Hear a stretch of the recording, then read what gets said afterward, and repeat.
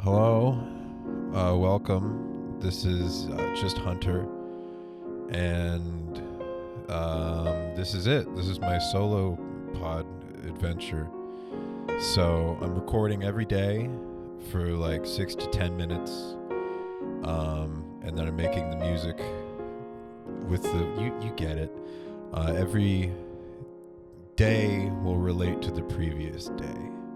That might break every week because I'm going to put it together every week. You're looking at the runtime. It's more than 6 minutes. I hope it is. And so we'll just see. We're just kind of rolling with it. I'm just trying to figure it out, man. I love doing this, dude. This has been really like exciting. I've made like making the little jokes. This is going to be a lot looser, and it might take a little bit for me to like figure it out. But you know, you gotta start somewhere. I'm trying to be a better person. There's been a lot of components to that. Like, I quit drinking. I so recommend that. You gotta not drink, dude. It's so good. It's depending on the field you're in, it's either just like a necessity or it's a superpower. Like that, I have a brother-in-law that is, well, no, he drinks. Never mind. You can drink and do a good job, but like, my whole thing is like, take like a month and just don't drink for a month. And if it's easy and you have a really nice chill month, drink, go crazy, black out in your car. But if you do it and it's hard, like for me, every time I tried for a long time, it was awful.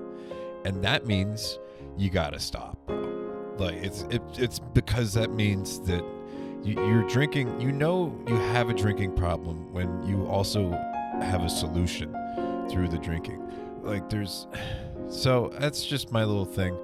I'll talk about that more, I'm sure.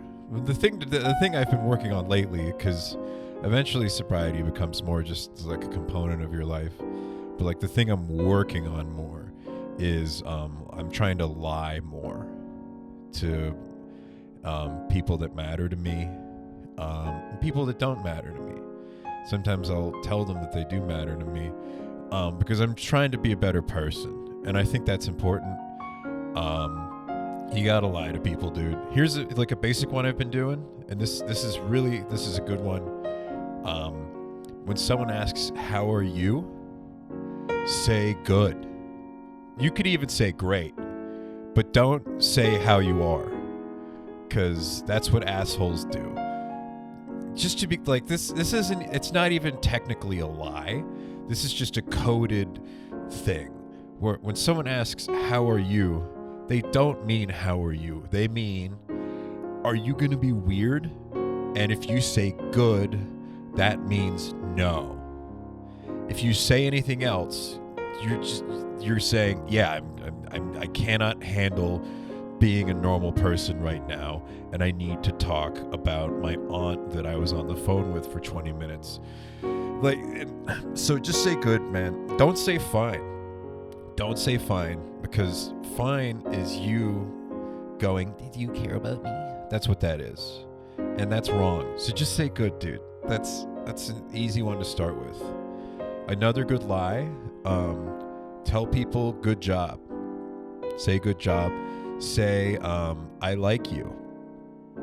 And that's a good thing to do, because those can be not true. You don't have to like them. They don't have to have done a good job. I say good set to people a lot. I don't mean that shit. And I'm not doing it because I want anything from them. I would just like for them to not be sad. And I can contribute a little bit. I can make the world a little better by telling people that I like when they're around and that they did a good job at the thing that they're passionate about. And there's nothing wrong with that. Everyone should lie a lot. It's what's that Mark Twain said, a man who always tells the truth doesn't have to remember what he said. And that's true. But it's because no one wants to talk to Mark Twain because he's always telling the fucking truth. And no one wants to hear that shit. Just tell people that you like their shoes. You know what I mean? That's a good thing. That doesn't even have to be a lie. If you can just decide you like their shoes, if you reframe it the right way. Because I like everyone's shoes. Because I like that they're not barefoot. You know? I like your shirt. Because I appreciate that your tits aren't out. That's good. I don't even know if that counts as a lie. I think it does. But look, you get the idea. You gotta lie, man. Everyone lies.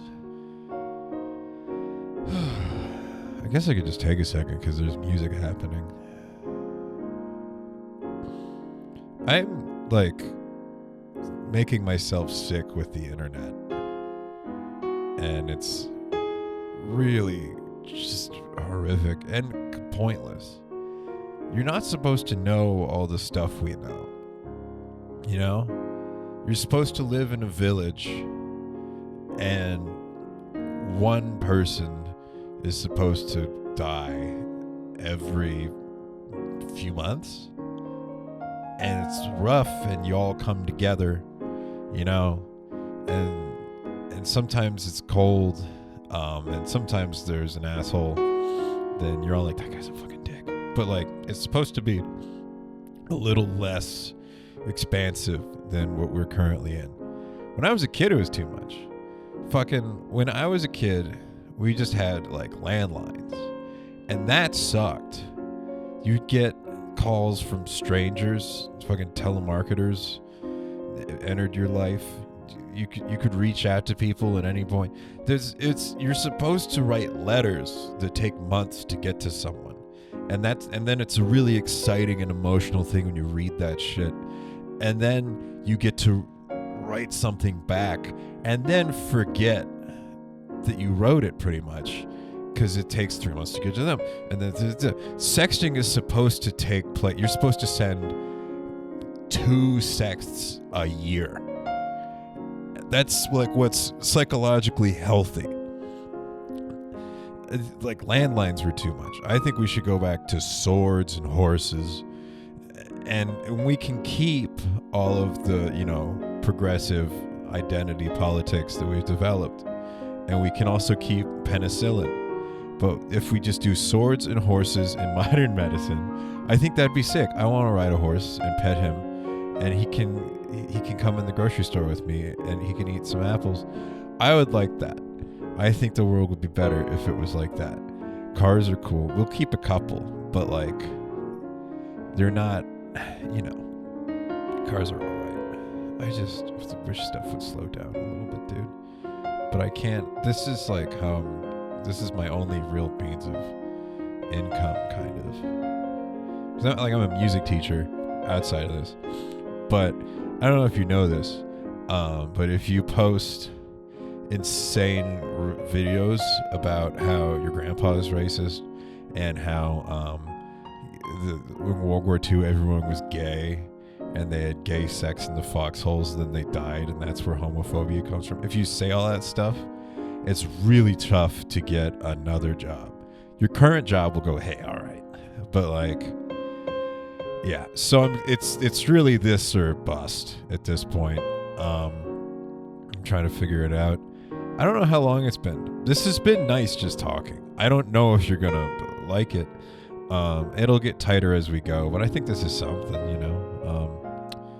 I'm gonna call this the first day. We talked about lying.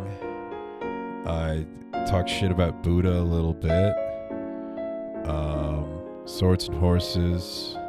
Yeah, I don't know. I think I'm just doing piano for this one today. So that's probably been happening right here. I don't even know if there's video. I pointed at the place where the piano is if you're watching, or if you're not watching. So yeah, it'll be tomorrow in a second, I guess. So I'll see you then. Take 2. Day 2, I mean. Also, this is take 2. I'll be honest with you. You deserve that. No video today. I honestly, probably no video for the most part in general. It kind of limits what I can do with the music. If I have to get live takes guaranteed, and then I also have to be able to fit everything somehow in that little editing trickaroo that I do. You get it. I might change my mind even just fucking tomorrow. I don't know. I'm in between lessons right now, so I'm just doing this real quick. Oh, fuck. I'm too anxious to do this right now. I wanted to talk about like reality TV, I guess. I have the one thing that I like about lies is if you can catch them, you learn more than you would from the truth. Like, and I think that reality TV is oftentimes an example of that, because it's all bullshit. It's bullshit. But if you look a little closer, you can see just like these interesting pangs of things. Like, a good example, like any HGTV show, like House Hunters is a really good example of this, because it's painted as a happy show. Look, they're looking for houses. They're gonna buy a new place. Isn't that really nice that their dreams are coming alive? Oh my God! But if you look at the couples, not always. Sometimes they're doing well, but a lot of times they're people that don't like each other. They don't want to be together anymore. And that's why they're looking for a new house. A lot of times moving is the thing you do before you get divorced. You're like, well, maybe it's not that we are no longer compatible and that we hate each other since the kids left. Maybe it's that we live in Arizona. And if we go to Mexico, maybe everything will change and the sound of each other's voices won't sound like nails on a chalkboard anymore. And nothing brings more people like that than House Hunters. That a reality TV show naturally pulls those people out of the woodwork. And that's the fun of that show for me. I watch it with my mom sometimes. She likes it because she likes seeing the houses and the music's nice and it's happy if you don't pay too much attention. But I like it because I like looking in their eyes and seeing them, you know? Now, that wouldn't be fun if that's what the show was. If the show was these couples hate each other, I wouldn't care for it. That wouldn't be interesting to me because it's too on the nose and I want to work for it a little bit, you know? It's more interesting when it's simmering underneath. That's more fun for me. It's more fun for everyone, man. Like that's oh, my cat's coming. Come here, Bean. Jump up on me. Oh God, I wish I was recording video. If my cat's sitting on my chest while I talk shit, you might hear a sniff. Oh, all right. Anyway, the point is, House Hunters, great example of that. I love it. I love seeing them talk a little shit as they walk through the house, because they'll be like, "Hey, Cindy, look, here's some of your fucking outlets you want." You know, there's just that tones. Oh, it's so good. Occasionally, they'll go show them like 6 months later. There's a gay couple that was buying a house in the middle of nowhere. They were downsizing, and they showed them like 6 months later living in the house. They clearly didn't like each other, but they hadn't broken like up yet. Because I don't think gay guys do that. I think gay guys stay together. That's just like, I don't know how true that is. That's probably for a different episode. But they don't do that most of the time because I think a lot of times it falls apart. And I would like to see the ones where it falls apart. I would like that. I'd like for them to come back and be like, actually, they're living in 2 studios now. And he started drinking again. And she's, I don't know, she paints. She figured it out. Women figure it out a lot more than men, man. When stuff gets bad, they're like, I'll just scrapbook through it rather than getting back into pills. Any competition show that's cheery, I like a lot because there's a bunch of people with a sad backstory, and then there's one person with a career in the thing already, and that person wins. And all the people with the sad backstory, they lie to you. They tell you that those people have a shot, and they get excited, and they get more and more excited as it goes and it goes and it goes. And then inevitably, the person that's been doing it for 36 years and has their own shop already wins, because of course they do. And then the guy whose mom caught on fire in a bakery or something, and then they decided that they would make cakes forever, that they lose eventually. That's just what happens. I don't know what to tell you, but it's there's something joyous to me about knowing that that's going to happen before it happens, and watching it with my girlfriend, and watching her really like them and root for them, and then watching them get third place, and watching her be sad, and watching me already be prepared for that. I don't know. I think that there's some blind bitch, because we watched like the fucking Gordon Ramsay competition show, and there was some blind lady. She was nice. She wasn't a bitch. There was another lady that was, and she was a fat bitch. But that was fun. I liked watching. I think she won actually, because she was blind and talented, and that can happen. That happens a lot actually, dude.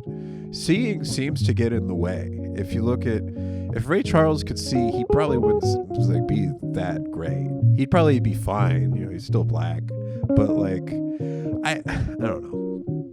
I just think that if you really want your kid to be successful, you should probably blind them. My cat has her hair. Some of her hair has been falling out. It's stopped, but like it has been a point of concern. We took her to the vet. She hates the vet, dude. She can't stand the vet. Like, which sucks, because sometimes she needs to go to the fucking vet, but it's her least favorite place, and I get it. I don't like the dentist. I haven't been in 10 years now. But like when I was a kid, oh my God, I would hide. I would run around the car. My mom would have to chase me, like fucking a scene from Rush Hour. We just go around and around the car. It's crazy she didn't hit me, dude. I get that you shouldn't hit kids, but it does really, it's just such a perfect solution, you know? A kid's kind of like an alarm clock sometimes, and you just want to snooze them. And I get that leads to issues later on, but also, your kid's gonna have issues. Let's not pretend that they're gonna come out perfect. You ever met someone that doesn't have issues? It's bothersome, because you're like, okay, either you're the most boring person ever, or you're a murderer. Like, there's no, I need to see what's wrong with you so that I can trust you. That's important. Are you anxious? Are you uncomfortable all the time in your own skin? Great. I know what to do with you now. I know how to approach you. I know what to say so that you can have a better existence and we can harmoniously exist. Are you angry? Are you bitter and resentful? Awesome. I know to just let you, I'll agree with you. Whatever you say, I'm on board. And I know to do that, because that's what's wrong with you. But when you meet someone and they just kind of smile and they say nice things, and you can tell they don't want anything from you really, but that they're happy to be there, and they feel safe, and that they're genuinely interested in the people around them. What game is that, dude? Like, what's the deal? Who are you? Why? This isn't a fucking dog food commercial. We're in a sports bar. What's your deal? You've only had one beer and you're done? And you're gonna smile and you're gonna take an Uber because you want to be safe? What the fuck is going on with you? Okay, my alarm went off. I gotta go teach. I think this was something. I don't know. Thanks for listening. I'll see you tomorrow. Hello.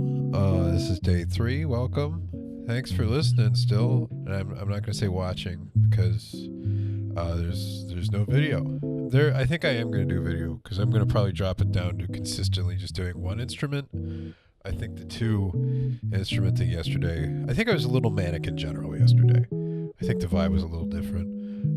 And I would like to keep this a little more mellow, I guess. I mean, who knows, man? Who knows? But anyway, talking about lying still, I do kind of want to point a couple things out. I'm not saying that all lies are good. I'm not saying that probably the majority of lies are bad. But what I'm talking about is there's a specific archetype of lie that is good for the world that we should support. And that is, I like your shoes, good job, I'm proud of you. No, I remember that. Yeah, I've read that book. Just things to keep conversation flowing, to keep people feeling nice, you know? I think that's important. Like, there's a lot of lies that we tell kids.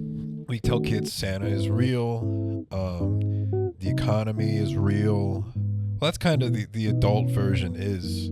The adult version of Santa is the stock market, and it goes up and down, and we go, oh, look at it go. It's just bullshit. There's so many things like that you need to hold on to. I think truth is like water. It's good for you to a degree, but you can also drown in it. And there's only so much that we can absorb. When you're really little, you get a tiny little bit of truth, you know? You get not really, you don't get any. You get that mom is tall. That's what you get. You get mom is tall and veggies are healthy.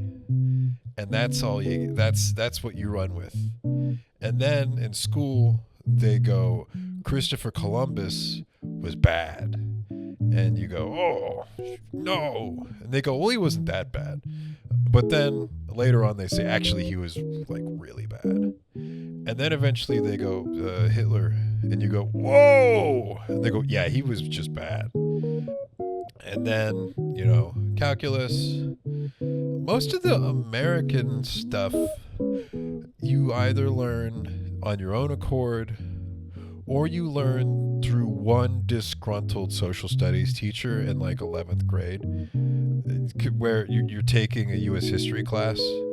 Because AP U.S. history really doesn't explain America right. It's just kind of says this time the people went over there, and there's a million facts you're supposed to know about that. And then some people went over here, and then the Louisiana Purchase, and it tells you all that, but it doesn't tell you about all the imperialism and stuff. But I had a teacher, I don't remember his name. We'll call him Mr. Yester. Fuck it. And he would just throw in, he'd be like, and then Bush killed JFK. And we'd go, is that on the test? He's like, no, but it's true. And we go, ooh, that's fun. So that's some truth. But it's just little nuggets of it. By the time you're 18, you know about Christopher Columbus, and you know about Hitler, and you have a vague sense of the imperial hellscape that you live in, but you still believe in the American dream, kind of, probably, maybe. This is when I was a kid. This isn't really how things are now. I think that's kind of a problem. I think that so many kids now get blackpilled because they're exposed to so much through TikTok that you just learned about old Christy Colombo, and then you're on TikTok and you're seeing fucking people starving and shit, and you're not supposed to experience that yet. The world's supposed to be a nice place for a little bit. You can't just jump into that. I think we gotta lie to kids again. That's kind of what I'm trying to get at here, is we're telling kids too much too fast. I think they're drowning in the truth, and that's a bummer. societally we've reached a point where we have so much truth that even for I'm 30, it sucks to know this much, man. I bet it was awesome to not know this stuff in the 60s when you just fucking did LSD and thought that we were helping people. You know, you're like, oh, Vietnam's the worst thing we've ever done. That's a nice thought. That would be so cool. You know, you're like, ah, shit. Oh, no. We did the first bad thing, Vietnam. Oh, no. Nixon lied? Wow. Doesn't that be great if we could go back to that where those are a big deal and those are surprising? Ah, God, I fucking wish, dude. Like, don't get me wrong, I'm glad to not be in the dark. I think it's good to know what you know and for things to be real. But it's a lot, man. It's a lot. I don't know. I think about maybe we're in a place where we can handle it because there's enough good around us. There's enough. We have modern men and we got all this shit. Sometimes I think about how God was such a necessary component of life for like people in the medieval times. Like they in the year 1146 or whatever, they needed God and the afterlife. Because if that didn't exist, they go, what the fuck are we doing? We're miserable. I've got bunions from working in this field all day, and I smell so bad that no one will fuck me, and I can't even jerk off. I smell so bad, and my kids keep dying. My kids died again, but at least they're in heaven, which is definitely a real thing, you know. And it's just there's some king that I've never met, and I'm bored, and I don't even know that I'm bored because I've never not been bored, so I don't even understand what the concept of boredom is. I just feel this weird constant pressure in my brain because I just sit at home and I can't even fucking read. I don't own an instrument, so I just sit in a chair and stare and think about my dead kids. So it's good that they had heaven, you know? Like, that's important. And those are good lies. The idea of heaven in the 1600s, that's a nice lie. Telling a 9-year-old that Christopher Columbus wasn't that bad, that's a nice lie. And then you tell him a little later, you're like, actually, big bummer that guy was. You tell him eventually, you know? Now, Iraq had weapons of mass destruction. Bad lie. You know? Watergate, I'll be honest, I don't know the finer details. I don't think it was that big of a deal. Probably. I'll come back to you on that one. I'll read about it. Yeah. Fun lies on shows. I think that's another thing. Maybe it was a little misleading yesterday. No, it wasn't misleading. It's just there are shows that lie that are damaging and that are wrong. The game shows I was talking about, those are fun. You're not hurting anyone by believing or being led to believe that the dude whose mom burned to death in a bakery and then he made cookies, getting to believe that guy might have a shot in the British Bake Show, nothing wrong. You're not hurting anyone with that. But romantic comedies are bad for society, for example. That's honestly my go-to example. Those are a lie, and they're hurting developing minds because they're presented as sort of a vague possibility. Maybe this is just that I'm stupid, but I always was sort of led to believe that like Love Actually was actually love, and maybe that's my fault. If you haven't seen it, you should watch it, especially if you're a little older and you've been in relationships and you've developed a strong understanding of boundaries, and you can recognize borderline personalities when you see them. And then it's a very fun watch. But if you show that to an 11-year-old and you say, "Isn't love beautiful?"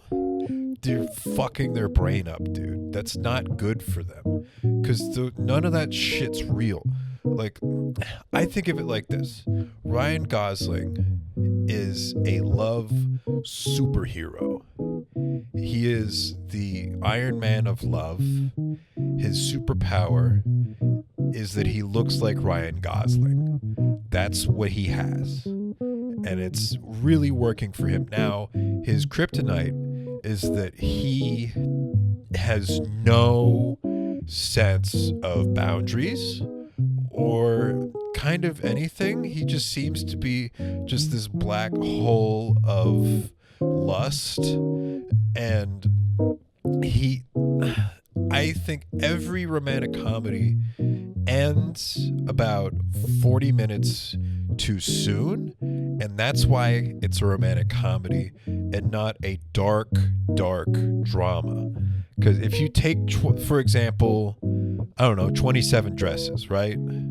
It's cute at the end, they get married and there's all the people, yeah, and that's nice, and they're good. Yep, they haven't known each other that long. They're unstable, kind of. They're them moving that quickly with each other and all that shit, that's not gonna work out, because she's gonna find out that he's a Jehovah's Witness or something, and that's gonna just fuck it all, and then she's gonna have a 27 dress divorce I don't know. Listen, it's not my fault.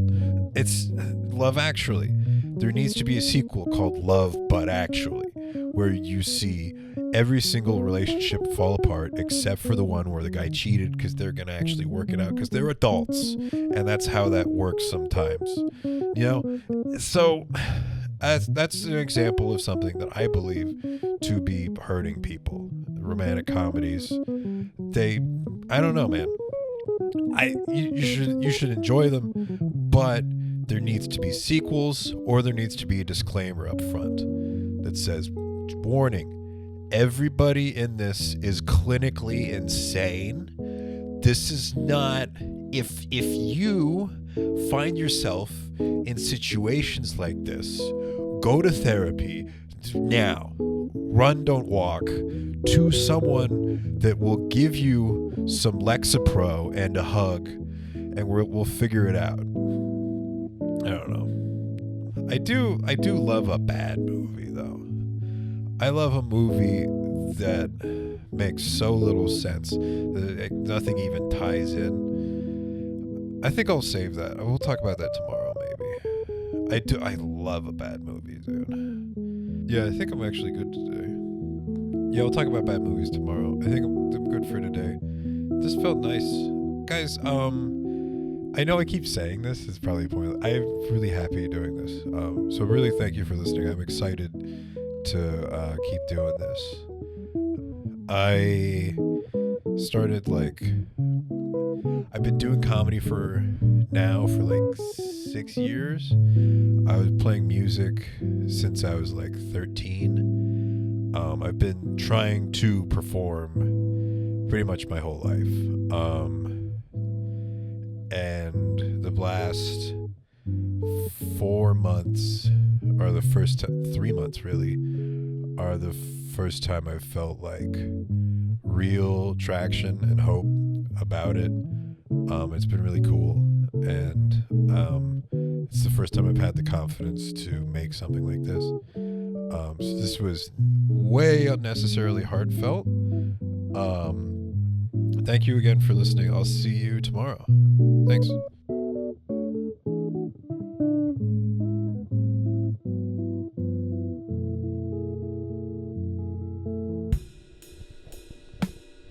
Hello. Welcome to day 4. I think I'm sick. I'm pretty sure. And I just gotta live with that. Pretty sick. I've been putting this off because I don't feel good. I feel bad. And I don't feel good. And I've been putting this off. But I have to do it now, because I have to leave in 20 minutes to drive an hour to do stand-up comedy in a Mexican restaurant. So please share this with people and keep listening so I can stop doing that. I would like to do comedy in places where the fajitas aren't a sound that I'm competing with. That would be nice to perform in a place where someone's not going, careful, it's hot, as they hand them the food while I'm talking about abortion or whatever. That's just me. It's a preference I have, and you can help me in that as I go and perform sick in a Mexican restaurant for at most $15. But then, hey, that's what you got to do, man. If you love something, you just kill yourself. So I wanted to talk about Love Actually a little bit more. It's my favorite high production bad movie. High production bad, well received movie, I guess I could say. Love Actually is such a specific thing where it was really good when it was made. But that's because we were working on 2003 concepts when it pertains to consent and boundaries, relationships in general. The Notebook was still looming in a societal sense. There was a lot that we didn't understand about ourselves yet. And there's a lot of stuff in that movie that seems romantic that is actually just insane manic behavior. I talked about this a little bit last episode. I would like to cover some specifics. One of the plot lines, this is a plot line that when I was a kid, I would cry a little when I would see it, even after the first time, because I thought it was so sweet. I'm honestly tearing up a little bit right now thinking about it, just from muscle memory, even though I'm sick. That is how strong this made me feel. Now I see that it is a horror. But, okay, so one thing people miss with this one, I'm talking about, if you know, I'm talking about the author that bangs his French or his Portuguese maid. That's what we're talking about. Now, something people forget with this plot line is the main guy is introduced. He's kissing his fiancée at the time. And he's saying, I love you, I'm British. I tell you that I loved you. He's getting real British about it. And she's like, yes, get out of here. Go, you're going to be late. And he then comes back to his apartment. His brother is there, okay? His brother is there. They talk for a second. There's some dialogue to establish that they are brothers. And then you hear his fiancé go, come back in here, main character's brother. I want to have you at least twice before he gets home. So this dude's fiancé is cheating on him with his brother. Okay? That's where we start with this. Now, we then go, he is then transported, next time we see him, to some very fucking nice villa that he has out in the middle of nowhere. This dude is seemingly an incredibly successful writer that owns a nice flat in London and this place. Now, here's the important thing. There is no scene where he processes his fiancée cheating on him with his brother. We don't see him change or grow from that experience. It seemingly doesn't affect him really much at all. He just sort of takes that one on the chin and it doesn't affect his worldview or seemingly anything. Okay? That's really important. So then he has a maid lady that introduces him to the other maid lady that she hired. I guess she's like the queen bee of maids. And he's introduced to his maid for the summer, I guess, or for the winter. Who knows? Who gives a shit? She's going to be around for a while. Now, she doesn't speak English. He tries to speak French because he knows French. She doesn't speak French. Oh, no. She only speaks, I think, Portuguese. I'm pretty sure it's Portuguese. And he goes, football, and he does like a little kick, and she laughs a little. And then they just fucking fall in love. They cannot communicate with each other. They fall in fucking love, dude. They fall hard for each other. He drives her home. They say I'm tearing up talking about this because it is sweet, but it's also so illogical. There's like scenes where he's like, my favorite part of the day is driving you home, and then in Portuguese she's like, the worst part of my day is getting out of your car and seeing you drive away. I am still tearing up, but so it's sweet. But why? You know, are they both just horny? What was there something? They have no common interests, seemingly. I don't understand. There's a point where a bunch of she lifts like a paperweight, and his book flies off into the lake that he's riding in front of. This guy is stupid rich. This guy is dumb rich, dude. So I understand why she's into him.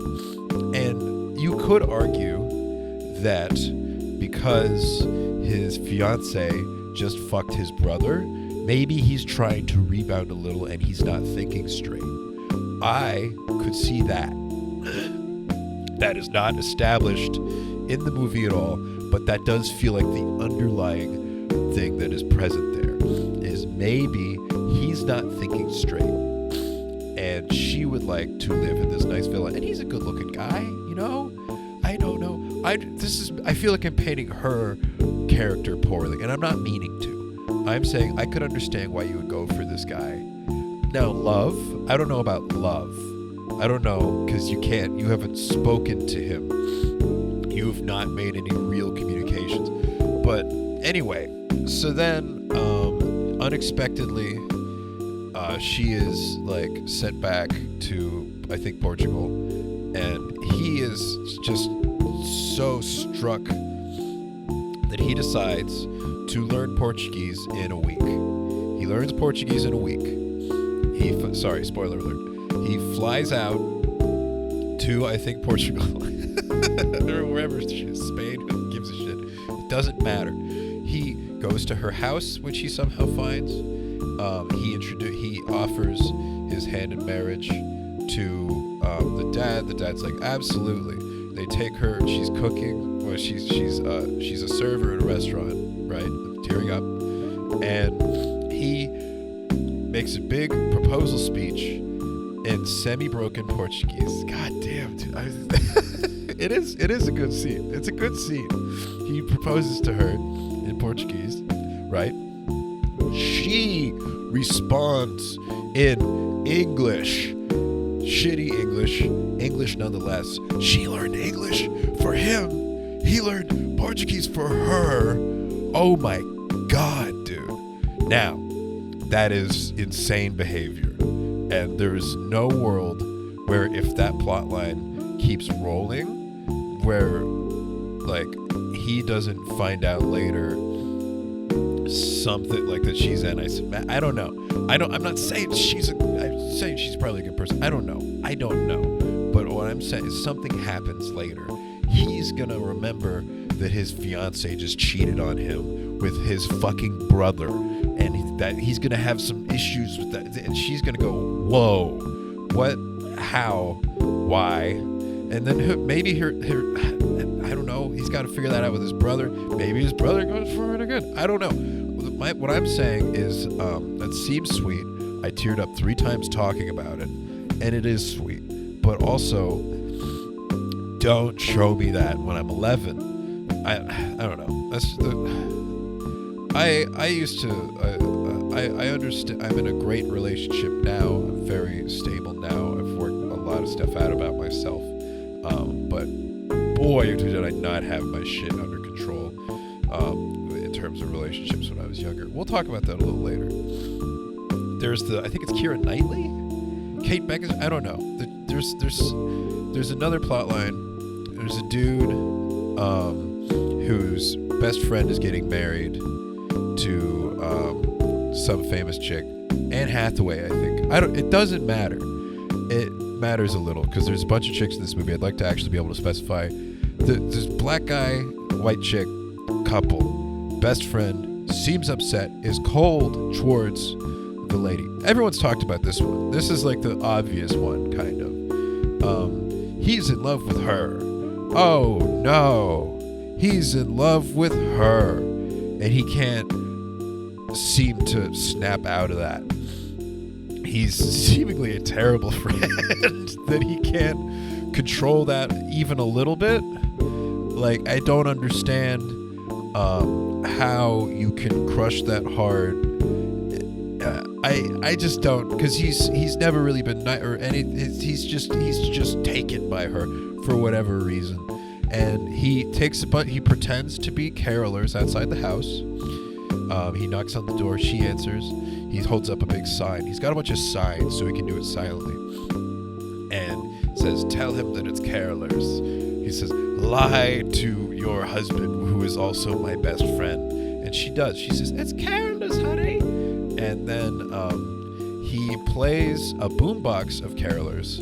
Now, I will say, I think I would recognize the sound of a boombox compared to the sound of 12 children's voices. I don't think that would trick me, but we can keep moving. He says, I'm going to bang supermodels, but the whole time it won't mean anything to me because I'll wish I was with you. You will forever have my heart. I'm tearing up again. And then she runs out, she fucking kisses him when he walks away. And then he goes, good. And he's like, that's enough. And he seems like he's at peace now that he just got his best friend's wife to sort of cheat real quick with him. So that everyone's talked about that one, and that one's crazy. I don't think it's the craziest. I honestly think the learning other languages after I think that one's the most insane. I think there was probably more to the fiance or to the cheating with the brother plot. I think they had to cut that out probably, but they just left it hanging there. I don't really know why. Other ones, the kid one is crazy. So, Liam Neeson, pre-racist Liam Neeson, or maybe that might have been during racist Liam Neeson. People forget he was just trying to get on the other side he was trying to be like nice and open and like forthcoming about how he's changed. He just did it really poorly because he's not a person.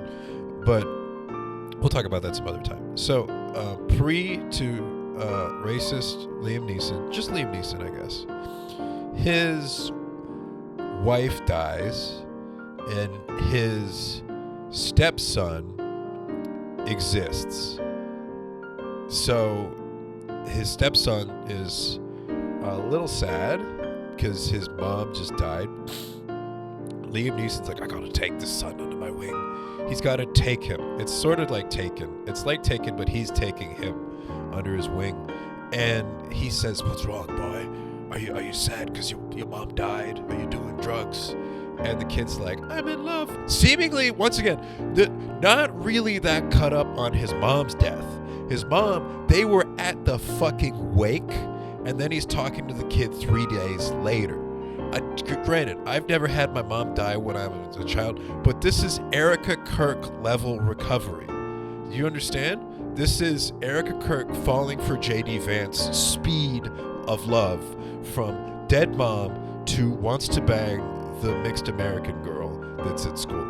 It doesn't matter that she's mixed, but I'm not going to leave that out because I want you to be, you're going to imagine a person. I don't want you to imagine just a mannequin or a random person. She's got braids. She's like some sort of half, and that's great. It's awesome. I think it's really good, but that's what it is. And she's a really good singer, and that comes up later. So fucking the Liam Neeson's stepson is like, I'm in love, and he's like, oh, this is terrible. That's so bad to be in love. And then the kid's like, I know. And then the kid says some really weird shit. At one point he goes, okay, Dad, let's get the shit kicked out of us by love. And it's sort of sweet, but also you're like, no, it's like this kid's a little scary.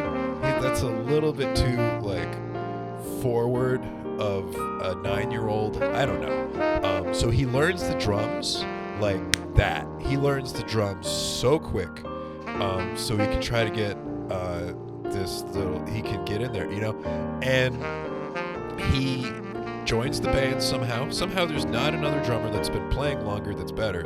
He just somehow is in the band immediately. There's no audition process. There's nothing. He goes from having never played the drums to holding it down in front of 300 people in like a full band, like driving that fucking band. He's playing solid fills. He's really in it, dude.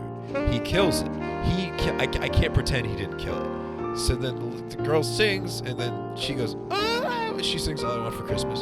She goes, all I want for Christmas is you. And she points at him, and then she goes, and you.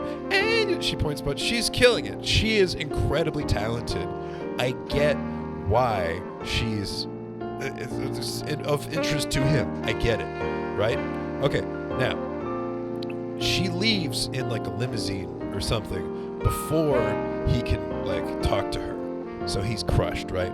They're going to the airport. So he says, Dad, let's go to, or I think the dad's like, let's go to the airport. They go to the fucking airport. They see her go through customs. Or not, but like fucking security. They go through airport security. This was right after 9/11. Liam Neeson helps his son run through airport security. He is then chased by airport security through the airport. He finds her, talks to her for 8 seconds as she is about to board the plane, and then airport security grabs him. And then I think she comes back. Somehow she unboards the plane so she can kiss him on the cheek. And then then they do a long distance thing. You know when 9-year-olds do long distance across continents. You know when small children can handle time zones. You know, it's so crazy, and it's sweet. I'm not tearing up about this one, but like, dude, it's so crazy. And Noah, it's just this other universe where there's no consequences for anything. There's no gravity to anything. But anyway, that's my take on Love Actually. Damn, I'm still kind of sick. Yeah, nothing really about Lies there. So look, the thing that led to me thinking about Lies more is sort of related to Love Actually, where I used to watch that movie a lot when I was younger because I was unstable and I fucked up a lot in previous relationships. Not this one now. This one, it's great. Been together for like 7 years. It's great. Sorry. The point is, there's a lie I told once that I think was a good lie, but it might have been. I don't know. Here, I'll just tell you. So I was dating this chick in grad school. At that time, I was an alcoholic. I was in a really bad place. And she was way too nice of a person. I cheated on her. That happened. And I felt bad about it. And I tried to break up with her so that I could just sort of move on, figure it out. I tried not to mention that I had done that. Now she said, she was like, I really want to figure this out, She would not accept that I was trying to break up with her. And then I told her, I said, well, I cheated on you. And she took a minute, and then she went, well, I still want to work it out. Like, I don't want to let this go. And then I thought, man, she's not letting this happen. So then I said, I cheated on you with a guy, and I think I'm gay. And she went, oh my God, Honor, gave me a big hug, and immediately was like, you've got a lot going on, and I was like, yeah, I know, it's been hard, I don't know what's going on. And then I blocked her on all socials, and I moved out of that city like a month later. And I think that was great. I think that was a good move. Because when you get dumped, the thing that hurts is someone's going, I don't like you. You know? I'm not into just what you got going on. I'd like something like you, but better. You know? It's kind of like, I don't like Papa John's. You're like Papa John's. I would prefer some sort of local place that's better. But if someone tells you that you're gay, they're saying, I don't like pizza. Pizza disgusts me. I thought I liked pizza. It turns out I don't. And then you can kind of go, oh, you know, like, that's fine. You know, I got to accept that still. But like, that doesn't like really reflect on me that much. So I think I did a good thing there. I think that was good. Or at least the best thing that you could do in that situation. Honestly, I think I kind of recommend doing that. I think that's an okay move. If you fuck up with someone, or if you just want out, but you don't want to do a whole big rigmarole, and you're gonna move soon, tell them you're gay and block them. Just do it. Just do it. What's the worst that can happen? It can be really bad, but like, just block them on everything. Block them on Venmo, you know, full Iron Curtain, and just get out of there, you know. I just think that's prudent. So I have to go now.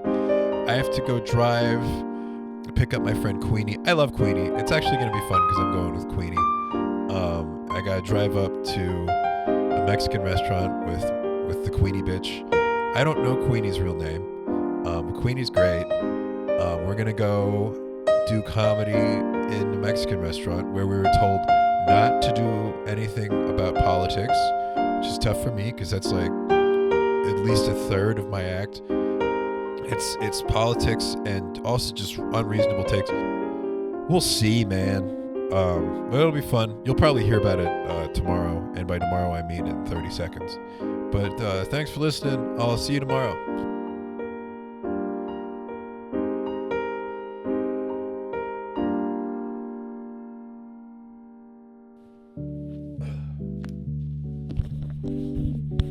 Hello. Hey guys. Day 5. This is the last day of this set of this week. I did some yesterday. I really didn't like it, so I'm doing some more. But I also did look at Thursdays, and I did like a fucking half hour. So this is going to just be short. I don't want this to get too bloated. Really just wanted to talk about Buddha, and like I have one more little lying thing. And then this was the first episode. So, pretty stoked. So, Buddha. There's a story, I think I have this right. I'm pretty sure I have this right. There was a little period of time in my life where I was trying to get into Buddhism and meditation because I was an asshole. And I wanted some way to not feel like an asshole. And that's one way you can do it. If you're just hard to be around and selfish, you can read Buddhism and pretend that fixes it. That is an option that you have. And that's what I was doing. I remember this story about like how Buddha died. So Buddha's hanging out, he's sitting under a tree, I think. That's mostly what he did. Buddha really, no one's ever been more self-confident than Buddha. Because when people are like, I'm going to make it, I'm going to be a singer. I'm going to go sing. I'm going to be a dancer. I'm going to dance. Buddha was like, I'm going to be. And then he did that shit, man. He became a religious figure, just kind of hanging out and sitting and occasionally just hitting home runs verbally. So pretty cool. Anyway, sitting under the tree, if someone comes up to him, presumably like a fan, like someone that likes him, because he brought him rice. And you don't bring rice to someone whose body of work you don't enjoy. That's generally like something you do when you like someone, is you bring them rice. So he brought Buddha rice, offered Buddha the rice. Now, the rice had gone bad. The rice was poisonous. Buddha knew this because he's reached the level of enlightenment where you can tell if food is spoiled or not. And that is a level, it's a little bit beyond walking through walls. It's not even in Scientology. They don't include it. But that's where Buddha was. So he knew that the rice was at least going to make him shit weird, which back then kind of a death sentence. So Buddha doesn't say anything, accepts the rice, eats the rice, dies. That's and you know why he ate the rice? It's because he didn't want to make the guy feel bad. Now, I don't agree that that's the correct course of action to protect that guy's feelings, because that guy likes you and you just made that guy kill you. You just made that guy murder you. I think he's going to feel worse than he would if you went, actually that rice is kind of bad. That's spoiled rice. I'm a level 8 Buddhist, so I can know when rice is bad.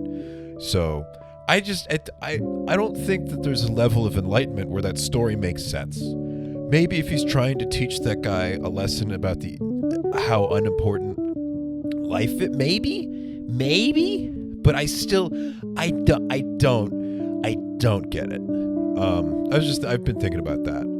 I don't know. It doesn't really attach to anything in the episode. It's something I was thinking about. Maybe we'll lead into religious stories next week. I don't know. Anyway, last thing about lying. I forget that, like, when you're really little, you don't know what lying is. And it's like a potent force initially. I had a friend when I was really little who was a pathological liar.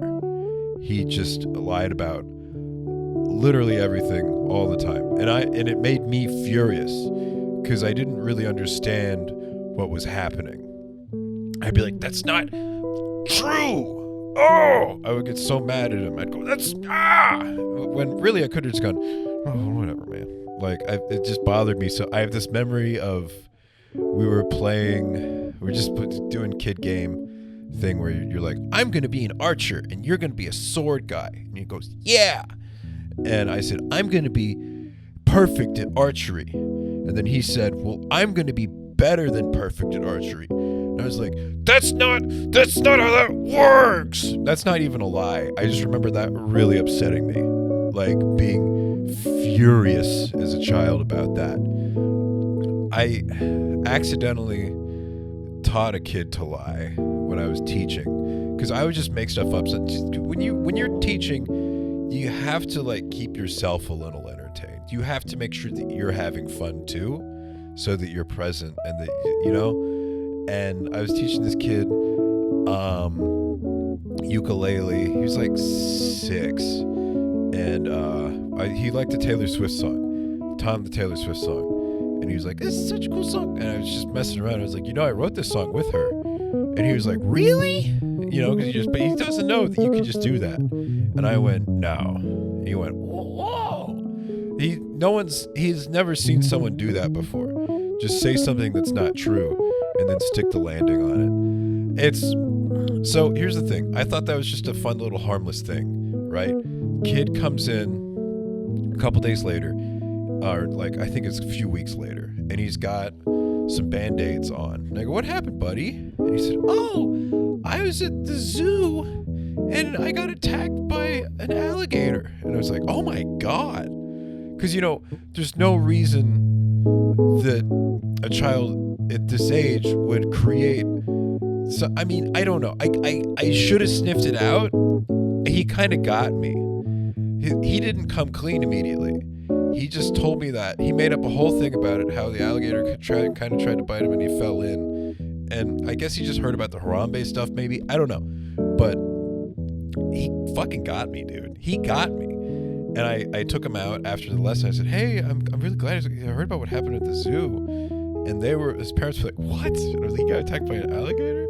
And they were like, no, he just fell outside. And I was like, oh, well, all right. And they were like, hey, we're really sorry. They like felt bad. They're like, we're sorry that he told you that. We don't know where he learned that. I was like, I think he learned it from me. I think I accidentally gave this kid a leg up on the world. But yeah, I don't know. Those are kind of all I got, I guess, for the day. It's a fun memory. I'm doing this every week. I'm excited about it. There will be video.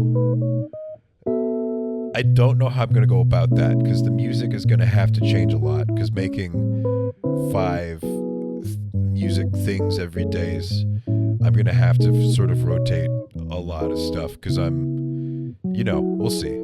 This is the first one. I hope you liked it. Please let me know what you liked and didn't like. Let me know. And yeah, thanks for listening. I'll see you next week.